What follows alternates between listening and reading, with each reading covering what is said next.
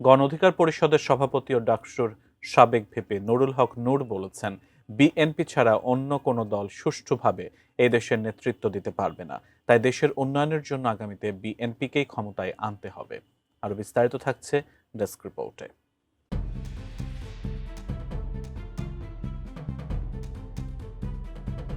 গণ অধিকার পরিষদের সভাপতি ও ডাকসুর সাবেক ভিপি নুরুল হক নূর বলেছেন, বিএনপি ছাড়া অন্য কোনো দল সুষ্ঠুভাবে এই দেশের নেতৃত্ব দিতে পারবে না। দেশকে সংকটমুক্ত ও স্থিতিশীল রাখতে হলে বিএনপিকেই আগামীতে ক্ষমতায় আনতে হবে।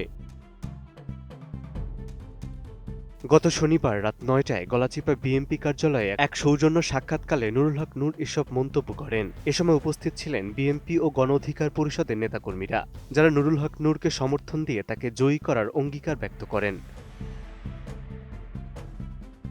নুরুল হক নূর বলেন, সোশ্যাল মিডিয়াতে এখন নানা ধরনের কথা বলা হচ্ছে। গণ অধিকার পরিষদের সঙ্গে ২ আসনের সমঝোতা না হওয়ার বিষয়টি ভুলভাবে বোঝানো হচ্ছে। সময় হলে আপনারা সবাই দেখতে পাবেন বিএনপি আমাদের কিভাবে মূল্যায়ন করে। আমরা সবাই তারেক রহমানকে চিনি ও জানি, তিনি কথা দিলে কথা রাখেন। তিনি আরও বলেন, দীর্ঘ আন্দোলন সংগ্রামের মাধ্যমে আমরা বিএনপির শীর্ষ নেতৃত্ব থেকে শুরু করে তৃণমূল পর্যন্ত আন্তরিক সম্পর্ক গড়ে তুলেছি।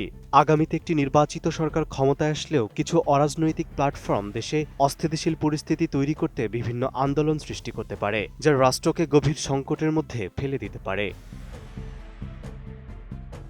আমি বুঝি নির্মাণের শিল্প, সালাম স্টিল বোঝে ডিউরেবিলিটি। সালাম স্টিল, মোস্ট ডিউরেবল স্টিল। নূর বিশেষভাবে উল্লেখ করে বলেন, কিছুদিন আগে আমাদের একজন সহযোদ্ধা সাহসী সৈনিক ওসমান হাদিকে প্রকাশ্যে গুলি করে হত্যা করা হয়েছে।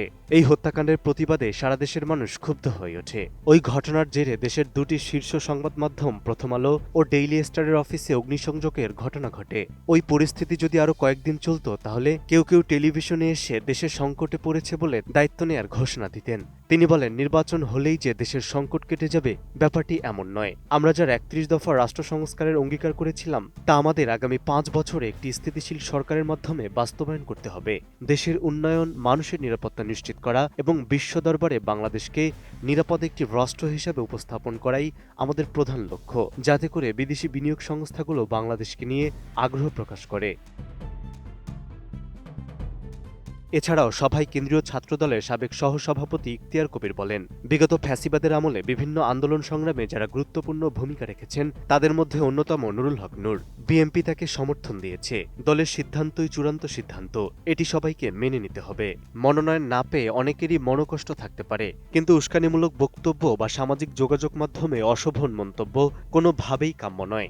সভায় গলাচিপা উপজেলা বিএনপি ও গণ অধিকার পরিষদের শীর্ষ নেতারা উপস্থিত ছিলেন এবং নুরুল হক নূরকে সমর্থন জানিয়ে ঐক্যবদ্ধভাবে কাজ করার অঙ্গীকার করেন। সভায় উপস্থিত নেতারা নুরুল হক নূরকে সমর্থন জানিয়ে ঐক্যবদ্ধভাবে কাজ করার অঙ্গীকার ব্যক্ত করেছেন। এর মাধ্যমে বিএনপির সঙ্গে গণ অধিকার পরিষদের রাজনৈতিক সমঝোতা ও ভবিষ্যৎ কৌশল আরও দৃঢ় হল।